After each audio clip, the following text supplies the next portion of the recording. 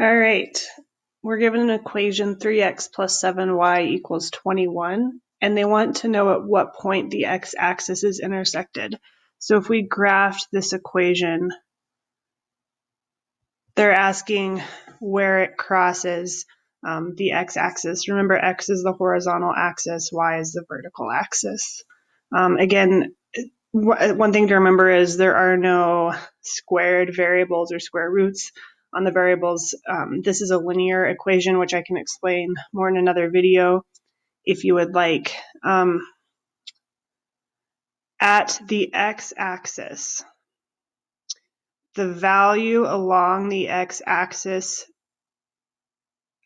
the x value can change. The y value is always going to be 0. So just to clarify, this would be like y equals 1, y equals 2, y equals 3, and going down -1, y equals -2. So if we're staying on that x-axis, then y is equal to 0. Similarly, if we're staying along the y-axis, then our y value is changing, but our x value remains 0. Okay, they want to know at what point we cross the x-axis. So at what point we're crossing this axis. So no matter where it crosses, the value of y is equal to 0. Oops, I left my highlighter on, but that's okay. Y is equal to 0. So we can use that and plug it into our equation.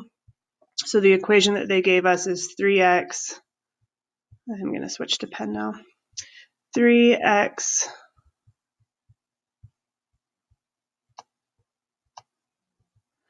plus 7y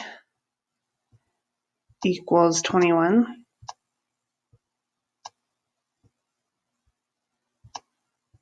And we are going to substitute 0 in for y, because that's what y equals along the x-axis.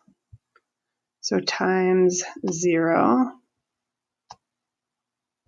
And the good thing is that just makes that term disappear. And we're left with 3x equals 21. So now we can solve for x by dividing both sides by 3. And x is equal to 7. 21 divided by 3 is 7 on the right-hand side. And these 3's cancel out. So we have x equals 7 and y equals 0. And if we write that as a point as the answers, remember x goes first and y goes second. So 7, 0, which is answer choice A. Excuse me.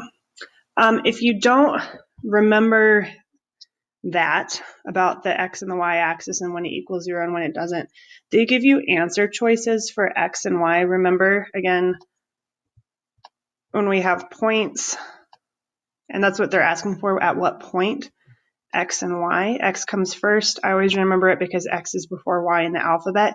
You could actually plug these answer choices back in. So you could use this equation that you're given and plug in 7 for x and 0 for y, and if it equals 21, then that's the correct answer. So just one more way of doing it.